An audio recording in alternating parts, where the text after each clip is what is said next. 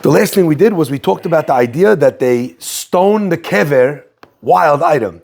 The guy, he dies while he's a nidui. So what do? They stone his coffin, right? So the Gemara says, Rabbi Yehuda comes along, he says, no, it doesn't mean that they're all sitting there chucking stones and they bury him under a pile of stones. It doesn't mean that. It means that they put a large stone on top of the coffin so that the people understand, both so it brings the shame to the person, the niftar himself, and as well so that the other people learn not to do what he did. The idea is not to shame a dead guy, but rather that will bring kapara to the person who's going to Shamayim in this state of nidui, that he never took care of it, that he never tried to solve the problem. So in light of that, it would be unusual that we put an even now on the grave as a good thing to connect. You would think that it would have a negative. That's why we're talking about a large stone. Okay. Not just the minhag now is you put a stone on the item. Yeah, this was it was obscenely big. So everyone is like, "What is that?" The answer is, he's been nidui. Remove this. Sorry. Connect the dots. Yeah, some people don't love the minhag, but anything to do with this, with death, has the widest variety in minhagim is in avelut and the customs in the bet hakvarot. Every custom, every place has its own custom, even within some cities. I heard something, you know when something just knocks your socks off? I heard that in Halab, there was a custom where the body would lie, when they would do the funeral, and the people would come, and I don't remember what the guy told me, either shake or kiss the dead guy's hand. What? I was like, well, that's like a little non-Jewish. That's the thing. go talk to Azur about it. I was blown to bits. That means he'd be open. And he's telling you what happened in Damascus. The casket would be open. I don't know, maybe they had a little hot spray for the hand, I don't know. No, but that's a very They shut the door, it's like a gloved Michael Jackson, bejeweled, I don't know what okay. Let's continue. But so there's lots of minhagim.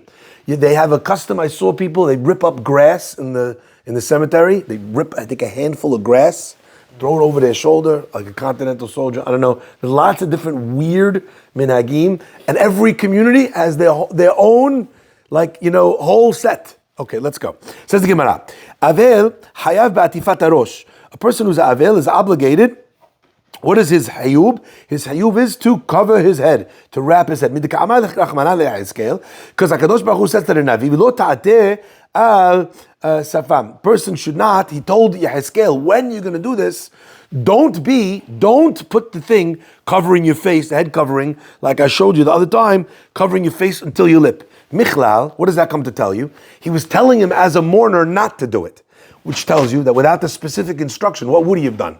He would have done it. So therefore, the halacha is, says the Gemara, that a mourner is supposed to be covered up until there. Now, today we don't have that custom. Okay? But some people, in order to be able to fulfill the custom, what do? If they're wearing like a hat or and there's not only black hats. Back in the Middle Eastern countries, they would wear a little bit like a fez, right? Or a tarbush. What they would do is they would move it forward. So you would see it was being worn lower down, illustrating their status as Avel. There's a lot of things that we used to have that are not being done anymore. Also the black clothing. Maybe the veil. They would wear shchorim. What? The veil is related to that. Similar concept. Sorry? Very good. Day one, he's already launching missiles at us. That's great. Avel, I love it. All right. Says the Gemara. Minudeh. What about a guy who's an excommunicated? So you just told me about Avel. What about a guy who is in Nidui? That the Bet Din, that the Chachamim instituted on him an excommunication. Ma'u batifat harosh. Does he have the same halacha that he has to wear that covering down? Where do we find that idea in the first place? You guys remember? Just want to make sure everyone remembers. Where's the first place we find that idea? By Mitzorah. By Mitzorah, the Pasuk says that he has to wear a head covering, like a robe that would come all the way down till here. So he had like if you see people with a low hood, that's what a Mitzorah would look like. So now we saw the Gemara said also Avel, but that's not our minhag. Now the Gemara says, what about a Minudeh? Amar Rabbi Yosef said, Tashma, let's learn. Then mitatfin v'yoshvim ki minudim v'chavalim. They would sit mitatfin, that means enwrapped, v'yoshvim. What does that word mitatfin mean? Wrapped. Where do we say that? Lehitatef b'tzitzit. That's why when you say lehitatef b'tzitzit, you can't just put the tzitzit. I see people do this all the time. Put on their shoulders. That's not what lehitatef means.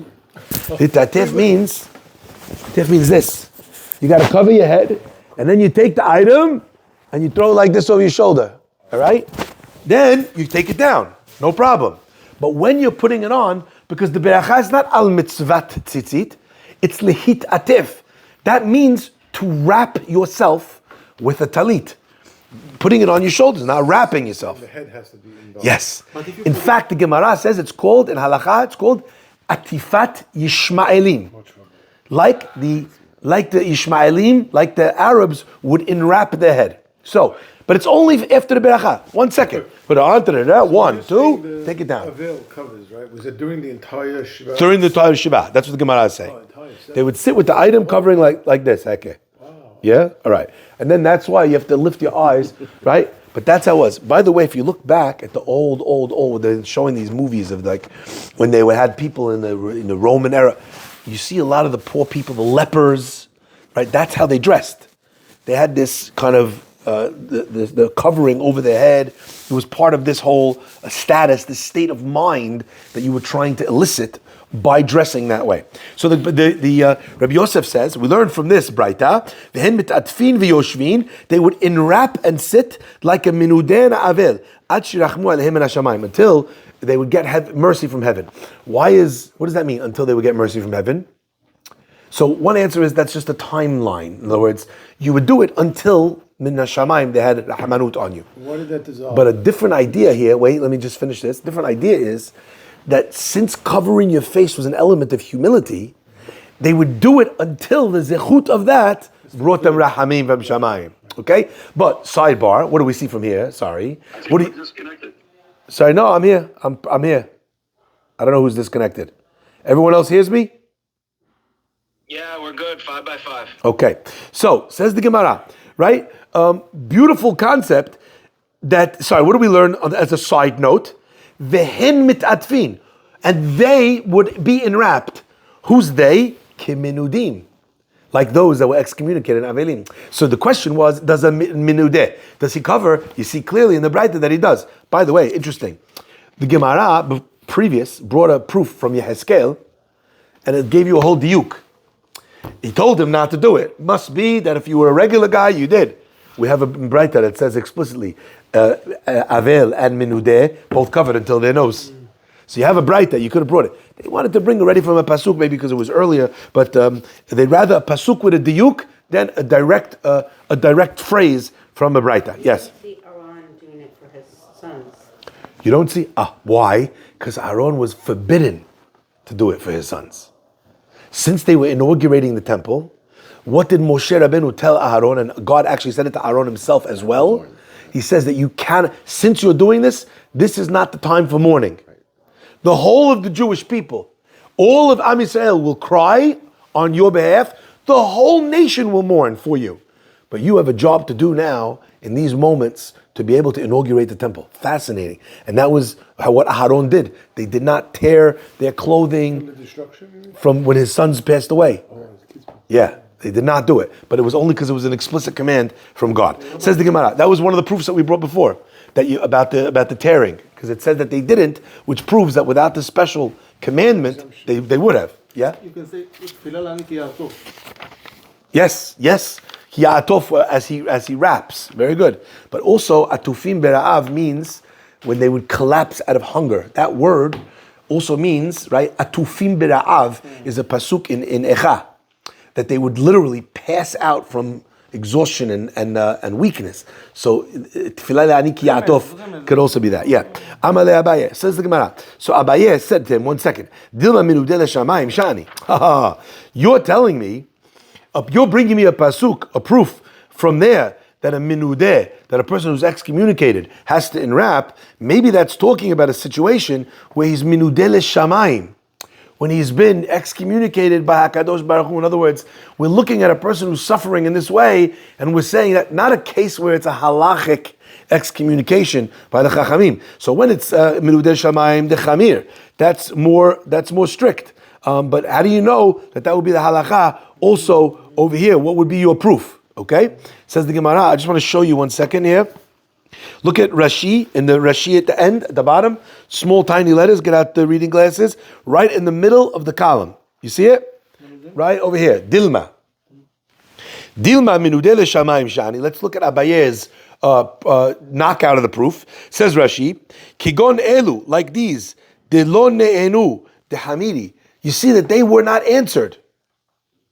And if they were not answered, these guys are minudeh min hashamayim. Mitzorah nami lo ibayele. Mitzorah also, we're not asking the question, de mikra maleh, because the pasuk says it explicitly. Ela yagdil Torah ve'adir. But we want to be able to learn more. Yagdil Torah, we're going to learn more Torah, and that will bring more glory to God. So even though we could have just said the pasuk, we want to be able to have more Torah come out of it. So the Gemara says Mitzorah. What about Mitzorah? Ma'u ba'tifat harosh. Does he also have an obligation to wrap his head? And that's what Rashi is telling us. That's why I wanted you to see it first. Why do I need a pasuk? The pasuk literally says explicitly, Ve'al shafam yateh. Gemara says Tashema Ve'al shafam yateh. He would have the robe go down to his lips. Michlal shahaya ba'tifat harosh. You see clearly has an obligation. Shema mina. We learned it. So in other words, even though it was a pasuk, speaking it out in the Gemara and having the everyone learn it would help. Now, by the way, that's also something that we find now. People will tell me, Rabbi, I just learned about this in the Gemara. I was like, you just learned about it in a pasuk. You don't need the Gemara. It's a pasuk in the Torah. But because we're not necessarily so proficient, so if we saw something in the Gemara, we're quoting the Gemara in Berachot. Meanwhile, it's not a Gemara in Berachot. It's a pasuk in Vayikra. Yep. Okay. Let's continue. Says the Gemara, Avel asur laniach tefillin. A person who's Avel is not allowed to put on tefillin. Is that how we hold? No. Onen, not Avel. No. Says the Gemara, only Onen. Right? Only that period, right after the death, before the burial. Yes. Gemara says, Avel asur laniach tefillin. Avel is asur to put on tefillin. Midekama lerachmana, from the fact that HaKadosh Baruch Hu said to Yechezkel, Pe'erecha chavush alecha. Your glory is adorned, is worn on top of you. Michlal, dechuli alma asur. When God told Yechezkel, you're a mourner, but you can't do this, and you can't do this, and you can't do this, and you can't do everything God told him he can't do, you know that if God didn't tell him, he would have done. Yeah. So if God is telling him, you're a mourner, but wear your tefillin, telling you what? That everybody else was not wearing tefillin. That's the Gemara's diuk. So we can or can't wear tefillin? This is what the Gemara is making a diuk over here. Okay, we don't hold like this. So what? What do you say we don't hold? Like, what's keeping you? What I mean is that we all know that you go to a shiva house, the Avel is wearing tefillin. Yeah. So there's another opinion that's going to exactly. Exactly. All I'm saying this is because when you have something which everybody knows is not the halakha, I just want to let you know that we don't rule like this Gemara. Okay? Who had a question, Nathan? Yes. If after the burial and it's still daylight, should the mourner put on his tefillin so he doesn't miss that day? Wow. I'm sorry, I didn't hear. After what? burial. After the burial, if it's still daylight. Absolutely. Should the mourner? Absolutely. He has a chiyuv tefillin. What do you mean? But it's the day. But Once he's buried. After the burial. Machloket, by the way, in Minhagim. Oh, after the burial. Yeah, machloket in Minhagim. He has time to complete the minhag. Time to put on the tefillin. Because the same day, you could fill it in, and now he's allowed. Correct. Now, by the way, let's say he did not put on tefillin because he didn't have enough time. It's not considered like he didn't put on tefillin. The same Torah that told you have to put on also told you don't have to put on. Right. So, a person doesn't have to be smarter than God. Okay, says the Gemara. Minudeh, what happens to a person who's excommunicated? Ma'u b'tefillin, does he put on tefillin? Since we're finding all these connections between a minudeh, a mitzorah, and a avel, so if avel does not put on tefillin, that's what it's insinuating, does a minudeh put on tefillin? The Gemara says, teku. We don't have an answer. What does teku stand for again, everybody? Tishbi yiyashev kushiyot ubayot. Eliyahu hanavi, Eliyahu hatishbi. Eliyahu hatishbi will answer the questions and resolve the unanswered halachic. That's what teku means. Okay. Now today, I mentioned this last time. Today it has become part of the classic Hebrew parlance. So if you're in a basketball game, in a football game, and it ends in a 1-1 tie, they call it echad echad teku. They call from the Gemara. It's used in regular parlance. Okay, let's continue. Mitzorah, says the Gemara, ma'u b'tefillin. What's the halacha when it comes to a mitzorah? Does he put on tefillin? Tashma, says the Gemara. Let's learn. V'hatzarua. Remember this? We learned this earlier. V'hatzarua. Anyone remember what we learned from that word v'hatzarua? Lerabot Kohen Gadol. Ve'atzarua. And the tzarua, who does, right, includes a Kohen Gadol. What does it come? Why are you giving me the extra words? Even a Kohen Gadol, ve'atzarua, begadav yu firumim. His clothing should be firumim. We don't translate it because we're going to translate it in a minute. So we already explained what does it mean that his clothing is torn. And rosho yeparua, shiu mikuraim. Pirumim means mikuraim, closed, torn, right? Because that's the ripping of avelut. Virosho yeparua, and his head should be parua. What's parua? En piria ela gidur se'ar. Piria means growing of hair. Okay, so he lets his hair grow. It's unshorn, we said last time. Divrei Rabbi Eliezer. That's what Rabbi Eliezer says. Rabbi Akiva Omer. Rabbi Akiva says, Nemra havaya barosh. We see the word havaya, yihiyeh, right? Havaya. We see the word yihiyeh barosh. V'nemra havaya babeged. And it says havaya by beged. So each time we have the same word. So what does that mean?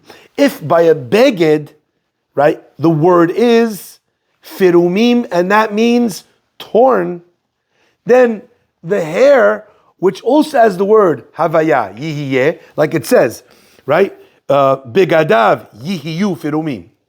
And then it says, rosho yihiyeh parua. In both cases, it uses the word yihiyeh or yihiyu. So whatever the first one meant, the second one should also mean. Says Rabbi Akiva, you know what it means? That mitzorah, what is he supposed to do? He's supposed to tear his clothes and tear his hair. The first opinion said, tear his clothes and grow his hair. So you have machloket tanaim.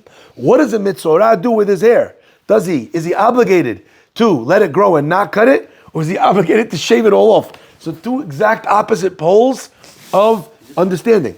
Is it possibly also a Masorah? That's why they're getting all these different, getting all these different things that are just all together. What do you mean? Yeah, here's the pasuk. Turn back one page. הכהנים לא היו מגלחים את המצורעים? Turn back one page. The pasuk says, you see on the side over here, V'atzarua. Not hatzarua. Sorry, where is it? No, I'm just trying to find you the pasuk of Yehezkel. This is all the same. 1 second here.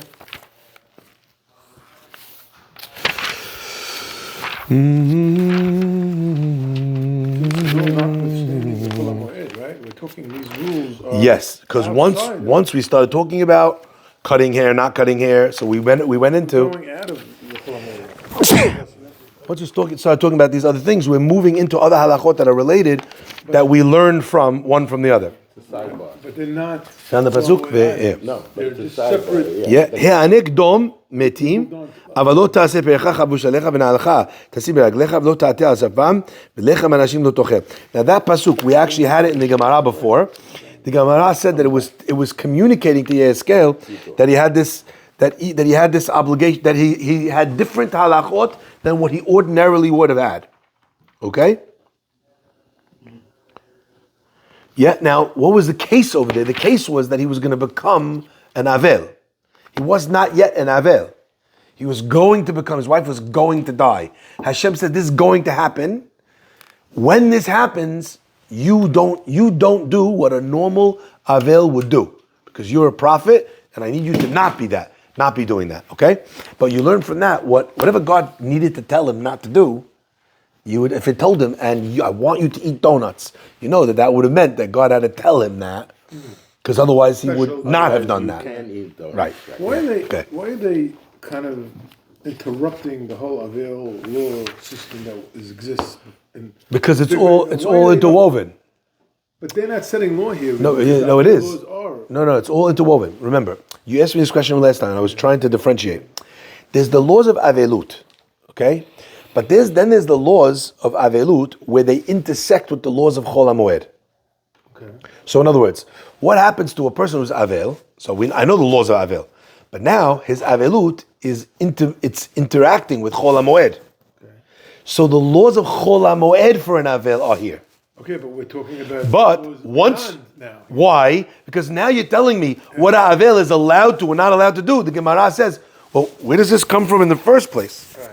Like, how do I know that Avel's not allowed to cut his hair in the first place? So the Gemara then kind of says, well, back up a minute. It's like, imagine I'm doing a class and I'm like, and then the Yehezkel said this. And everyone's like, who's Yehezkel? Gemara would say, Who's Yehezkel? That's like the learning process, okay? So the same thing would be as well. And once we're talking about Avel, we learned Avel from Mitzorah. So now we're in Mitzorah. Once we learn Mitzorah, the Gemara asks about what about Mitzorah? We learn from Minidui. See, because we have the Braita, where the Braita says, Ha-minudim v'ha avelim. So there's a lot of crossover, and therefore we learn from one to the other. Automatic halacha is going to be what it's supposed to be for the Avil. Correct. At the end. On Chol HaMoed. But Yeah. that'll be the thing. That's still going to be the focus, yeah. Gemara says, A person who's excommunicated, Yeah. does he still have all the religious obligations that other people while he's excommunicated? yes, except for the things that specifically we took off of his plate. So as an example, the Gemara asks, Minudeh mahu batefilin. The Gemara said, Teku, we don't know. We don't. But assuming, that, according to the opinion, that he does not wear tefillin, so his nidui would take his mitzvah, would take away his mitzvah of tefillin. If you hold that. How about Going to shul with the minyan, as an example. That he can't. Can't do. all Yeah. those things. No, but wearing tefillin alone. I mean, obligations to Hashem alone. So again, there's a machloket. The Gemara says we don't have an answer to that. But the answer that says that it takes tefillin, that's part of the laws of minudeh, right? Okay, let's continue. So we have a machloket, Rabbi Eliezer and Rabbi Akiva. What happens to a mitzorah? Okay, what happens to his hair? Everyone agrees he tears his clothes. The question is, does he cut his hair? Does he shave his hair? Or does he only let it grow? And Rabbi Akiva learns it from Gizera Shava, Havaya. Ma Havaya ha'amura bebeged davar shechutz migufo. Just like the Havaya, when it came to clothing, was something that is not part of his body. Af Havaya berosh davar shechutz migufo. So too the Havaya of Rosh is also talking about Rosho Yeperumim. What does it mean? It's talking about something which is external to the head. My love at tefillin. Maybe it actually means tefillin. You got that? You understand what that means? Anyone realize what we're talking about here? I want to see if someone. Connected to the body. Oh, so maybe the same way that when you said the Havaya about the clothing, it was external to the body. So too also we're learning something with regards to the head, which is external to the body. What might we be talking about? Maybe tefillin. My love tefillin. And then, according to this opinion, Rabbi Akiva, we would have something that would teach us that a mitzorah should not put on tefillin. My love tefillin. The Gemara answers, right? Again, only in the opinion of Rabbi Akiva, because Rabbi Eliezer doesn't have the Havaya. Amar Papa says, no, that's not what it means. Akumta v'sudra. It's teaching us that the person who has a hat, a person who has a sudar, a turban. Why is a turban called a sudar? Because a turban is made up of just a piece of material, right? A sudar, like when a chatan makes the kinyan at his ketubah, what does he do? He takes the cloth and lifts it up. That's called kinyan sudar. A kinyan of a handkerchief, like a handkerchief. It literally means a piece of material. Yeah. So a turban is really just a wrapped piece of material. So, sorry? Lifting something else? Kinyan sudar. That's called hagbah. Hagbah means to lift it. But the effect of the lifting is that it affects the kinyan. That's the kinyan, right? So the kinyan of sudar is done by lifting. A material. Right? Yeah. Can it be a handkerchief? Yeah. Can you Yeah, lift a yeah. handkerchief? That's what we I do. use my kippah, I use my phone, I'll use we do usually. any item. And you can use anything. Yeah, okay. Says the Gemara. So the Papa says, no, you don't have a proof from there. Avel asur b'she'elat shalom, and Avel is asur to say shalom. Not allowed to say hi. Right. Okay? Not This supposed is to greet. very difficult. Very difficult. Because Yecheskel said, God said to Yecheskel, He said, you know, this is going to happen. You're going to become Avel. Anek dom. I want you to grieve, but I want you to grieve dom with silence. Where do we have that word? You called it before by Aaron. Vayi dom Aaron, and Aaron was silent. So Anek dom. So you see that Yecheskel was told to be silent. What does that mean? When a person comes in, the Avel should not say, "Good morning. Hey, how you doing? Shalom, shalom." He should not engage in greeting other people from the Avelut. The Gemara says, "Minudeh." So if that's the case, Visitors can't address him. sorry, But the visitors cannot address him. the visitors can address him. the visitors are not supposed to speak before being spoken to. So how do we reconcile these things? The answer is, the Avel starts, but not with words of greeting. What do you say, Baruch Dayan Emet? Whatever. But just not shalom. Okay? Or, a word of greeting. Gemara says, minudeh. So now that you told me that's halakha by Avel, minudeh, is that also true by excommunication? Is that also that the person is not allowed to greet other people if he's been excommunicated? The Gemara says, Rabbi Yosef said, Tashma, ubishe'elat shalom sheben adam lechavero. When a person is asking one to the other, okay? This is from, we actually learned this together in Masechet Ta'anit. Kibnei adam and izuflim lemakom. What happens when a person is, remember there was, the Jewish people, when they used to have a problem with the rain, it was a huge issue. It wasn't just that grass would die. Right now, that's the situation. If there's a drought, we're all nervous that we can't put on our sprinklers, can't wash the car. Back then, if it didn't rain, they were dying. No food. Yeah, you have Wegmans or Walmart or, they weren't bringing food. So since that's the case, do we have to shut this off so that it doesn't, or does it? Guys, can you still hear on the Zoom? Because someone's calling on the phone. Yes, we can. Oh, okay, so let's continue. Why do they try to keep attaching the Avel with the excommunication? Why can't they have a separate? Because since the laws, it's easier to understand. Since the laws are interwoven, this is where we talk about it. No, I know, but what can they? There's no Masechet Avel. What can you say? Here's the rules for the excommunication. Because There's rules for the Avel. see, you're asking a question of the Shulchan Aruch. Okay. When you give no, what I mean is, you're asking, give me the laws in order.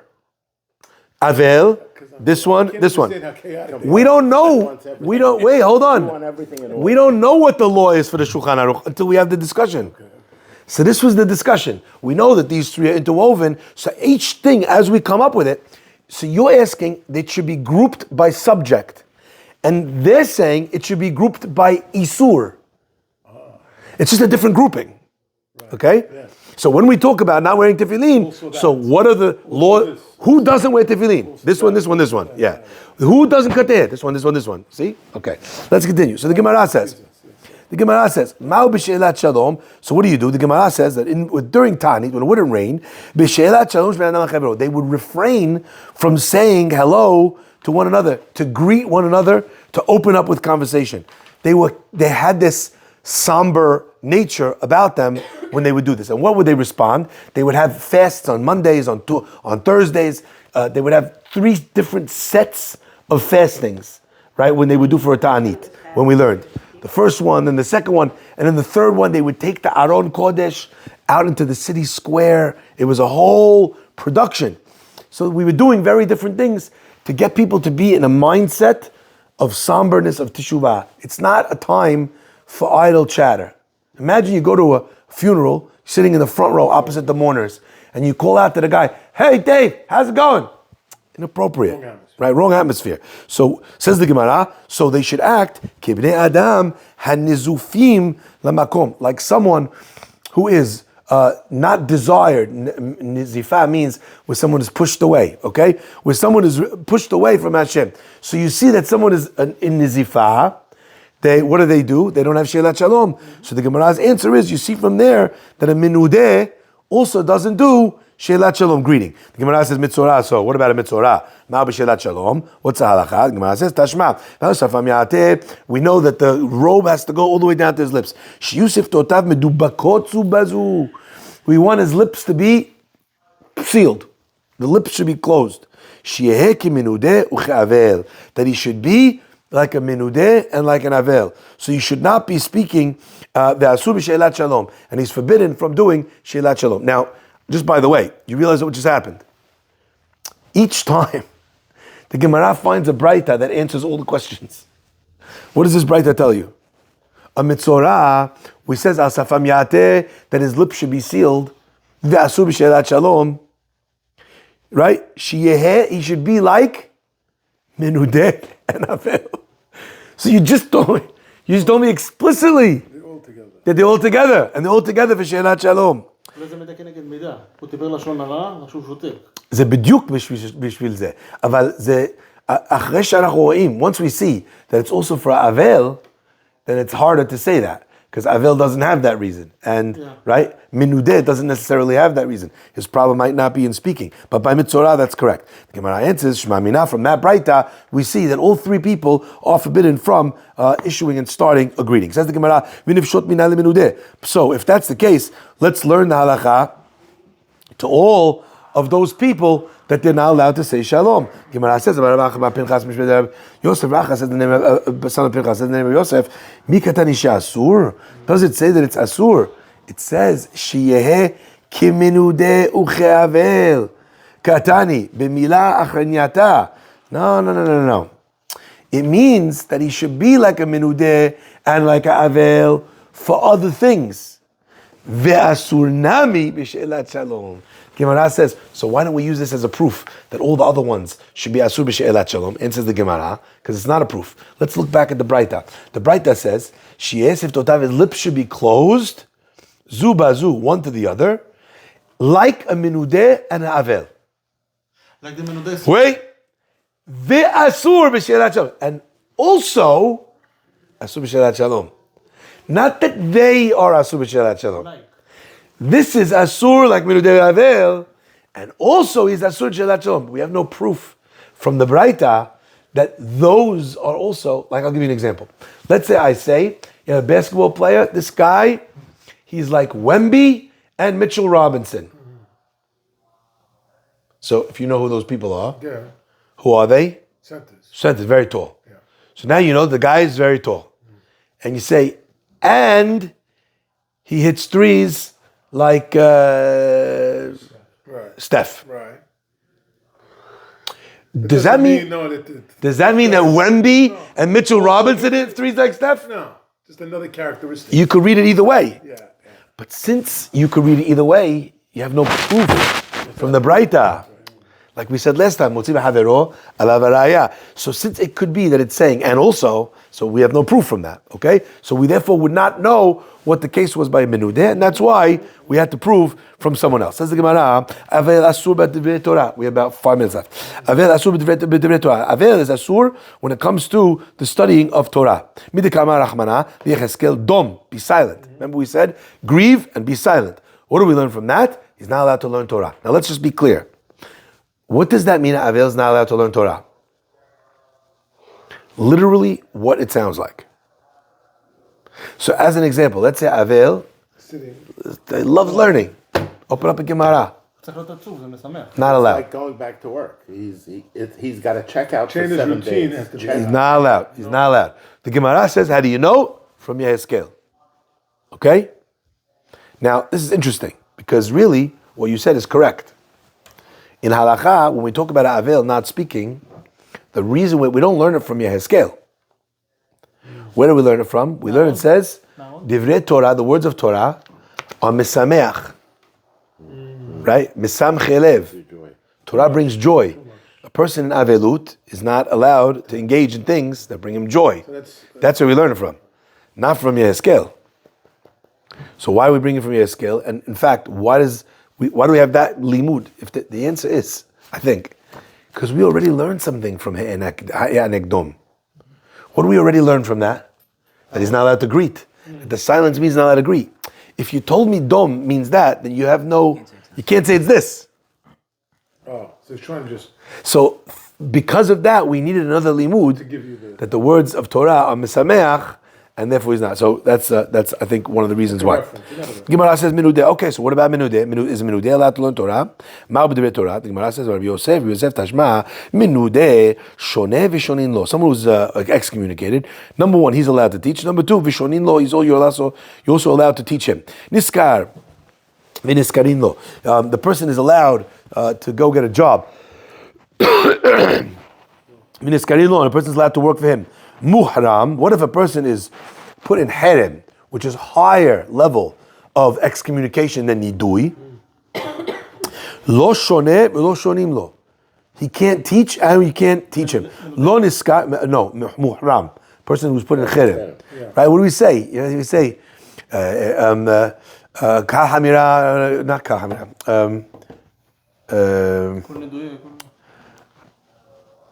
Call Herem, or Isur, or Kunam, or Nidui. Cherem and Nidui are not the same thing. Cherem is a higher level of excommunication. They're putting him Cherem as Machrimimoto. They're separating him. Cherem can also, we find in the language already in the Torah. Cherem hu lachem, we find it already in the Torah. So, deeper level of excommunication. now what's crazy is, Herem is the same root as the word Haram. Yeah, exactly. Haram means it's forbidden. Higher from the do. Sorry? Higher. Yeah, more strict than Nidui. You can't teach Torah and they don't teach him. Lo niskarim lo. We can't work for him, he can't work for us. So how much worse do you have to do to be a Herem versus Nidui? We're not going to get into that. Okay, but it's just another bad stuff? Yeah. Yeah, worse. Extra bit. Yeah. Aval shoneh, or not listening for longer. So in other words, we did the Nidui, he didn't listen, we could put the person in the Cherem. Okay? Aval shonehu la'atzmo. Says the Gemara. So even though we just told you, in Shoni, he can't teach and we can't teach him, Aval shonehu la'atzmo. He's allowed to learn to himself. Shelo yafsik et limudo. So the person should not stop studying Torah. Ve'oseh lo chadut ktana b'shul panasato. The guy's able to make Amazon go. He's allowed to make a little pop-up shop in order to be able to put food in his own mouth. Ve'amar Rav, and Rav says, Zabuni Maya bepakta daravot. The guy is allowed to go sell water in the marketplace of aravot. In other words, he's allowed to do something small. Now, why?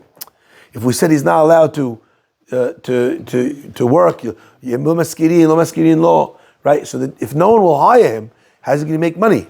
If he doesn't have money, he doesn't have food. There's only three. He's going to die. Only three mitzvot in the Torah. 3 Isurim in Torah that a person has to die for. What are they? Adultery, and murder. Okay? Those 3, person has to die rather than transgress. If you're going to tell me I can't work, I'm going to die. So I have to be able to give parnasah.